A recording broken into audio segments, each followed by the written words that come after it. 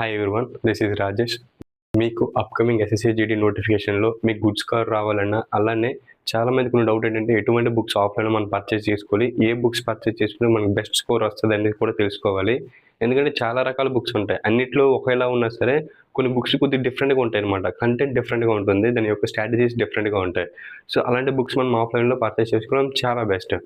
So for my self నేను ఎటువంటి books purchase చేశాను, లాస్ట్ టైం నాకు వచ్చిన స్కోర్ కార్డు మీకు ఇక్కడ చూపిస్తున్నాను. అది నా స్కోర్ అనమాట, రా score with negative mark. And నేను ఒక ఎన్సీసీ క్రెడిట్ని కూడాను. వీడియోలో ఏంటంటే మనకి ఏ బుక్స్ తీసుకోవాలి, బెస్ట్ బుక్స్ ఏం తీసుకోవాలి, నేను ఆఫ్లైన్ ఎటువంటి బుక్స్ తీసుకున్నాను అనేది అయితే ఖచ్చితంగా చెప్తాను.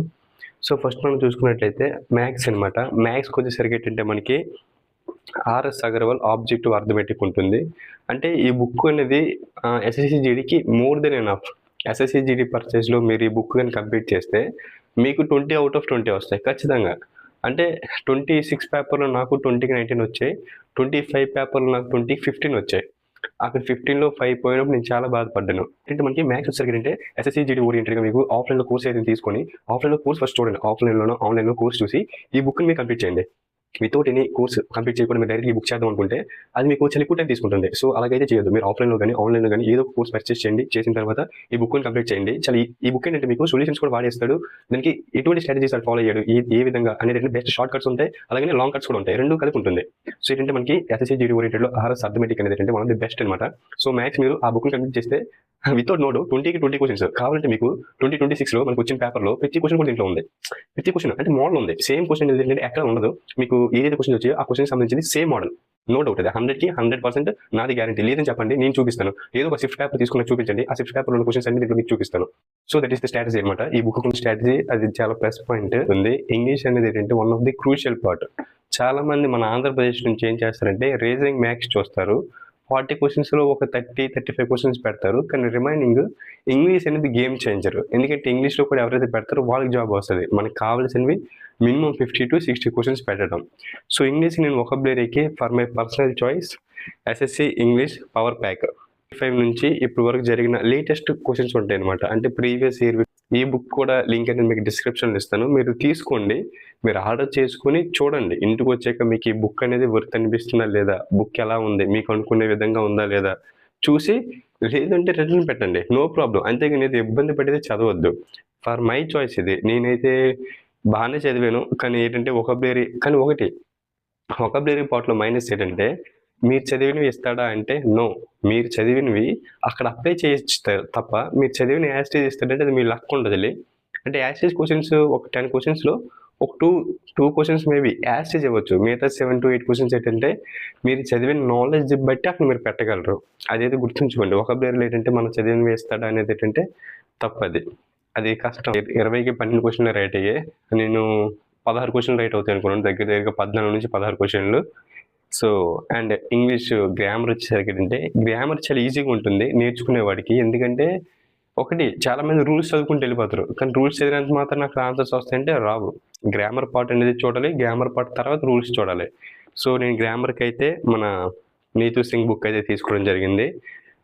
గ్రామర్ ఓరియంటెడ్కి ఏంటంటే మీరు ఏదో ఒక కోర్స్ కంప్లీట్ చేసుకొని ఈ బుక్ జస్ట్ రివిజన్ చేస్తే చాలు, ఎనఫ్ అనమాట, మోర్ దెన్ ఎనఫ్. అయితే మీరు దాని మీద బాగా ప్రాక్టీస్ చేయాలి. ఫర్ ఎగ్జాంపుల్ ఇప్పుడు మీరు టెన్సెస్ మీద కంప్లీట్ చేశారు కోర్స్ని. సో ఇందులో టెన్సెస్ ఉంటాయి. టెన్సెస్లో మీరు దీన్ని ఒకసారి చదివి, దీంట్లో ఉన్న రూల్స్ చదివి, దీంట్లో ఉన్న క్వశ్చన్స్ 50 to 100 క్వశ్చన్స్ ఉంటాయి.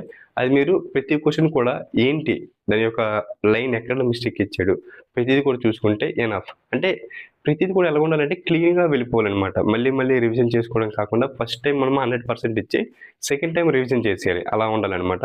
సో ఇంగ్లీష్ గ్రామర్కి ఇది పనికి వస్తుంది. అండ్ ఫైనల్లీ జీకే జిఎస్లో ఏంటంటే మనకి స్టాటిక్ జీకే కంటే నేను యూజ్ చేసిన బుక్ పరామర్ ఎస్ఎస్సి. ఈ బుక్ కొత్తగా వచ్చింది అనమాట, లేటెస్ట్ వర్షన్. నేను లాస్ట్ ఇయర్ తీసుకోవడం జరిగింది. ఈ బుక్లో ఉన్న మైనస్ ఏంటంటే ఒకటేనే, ఇది ఇంగ్లీష్ అండ్ హిందీలో వస్తుంది. ఇంకా మైనస్ ఏంటంటే మనం చదివింది వస్తుందో రాదనేది తెలియదు. ఎందుకంటే 2026లో దీని నుంచి నాకు ఒక క్వశ్చన్ కూడా రాలేదు. టు బి ఆనెస్ట్లీ చెప్తున్నా కదా, ఒక్క క్వశ్చన్ కూడా రాలేదు. అంటే మనకి ఏం చేశాడు 26లో ఫ్లోక్ డ్యాన్సెస్ కానీ లేకపోతే ఫెస్టివల్స్ కానీ ఇవన్నీ ఏంటంటే ఇండైరెక్ట్గా వేరే విధంగా అడిగాడు. అంటే ఇక్కడ క్వశ్చన్ డిస్ప్లే చేస్తాను చూడండి. సో ఇండైరెక్ట్ క్వశ్చన్స్ అన్నీ డైరెక్ట్ క్వశ్చన్స్ కాదు, అలాగని చెప్పి ఇండైరెక్ట్ కూడా దీని నుంచి నాకు ఎటువంటి రాలేదు.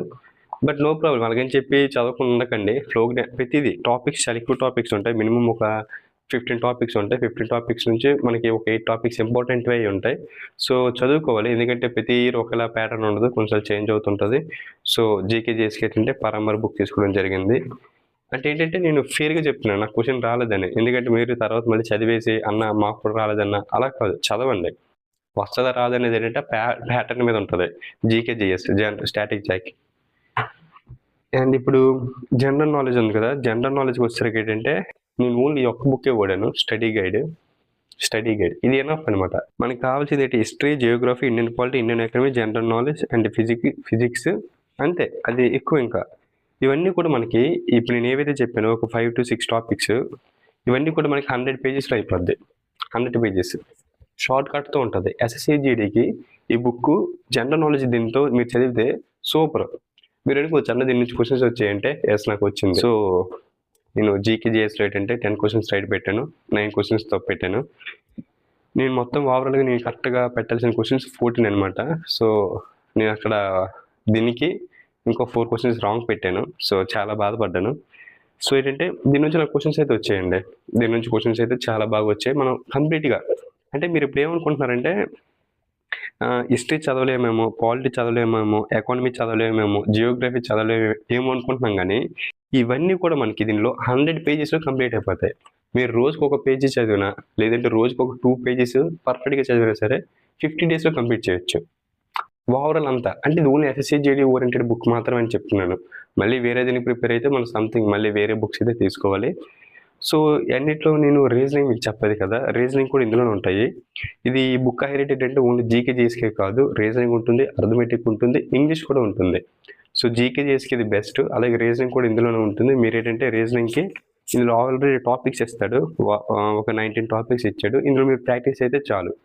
మీరు ఎక్స్ట్రాగా ఏదైనా మనం కోర్సులో చూసుకోవాలనుకుంటే ranking system, sitting arrangement, clocks, calendars and sequence ఆర్డర్లో కూర్చొని పెడతారు కదా, సిట్టింగ్ అరేంజ్మెంట్, ఇలాంటివి ఏంటంటే మనం ఆఫ్లైన్ కోర్సులో చదువుకోవాలి. ఎందుకంటే అది కొద్దిగా లాజిక్స్ ఉంటాయి, మనం బయట చూసుకొని వచ్చి ఇందులో క్వశ్చన్స్ చేస్తే చాలా బాగా వస్తాయి. అంతేగాని డైరెక్ట్గా వచ్చి మనం కూర్చొని పెడదాం అనుకుంటే కొద్దిగా టైం పడుతుంది బాగా, అంత టైం మనకి లేదు కదా.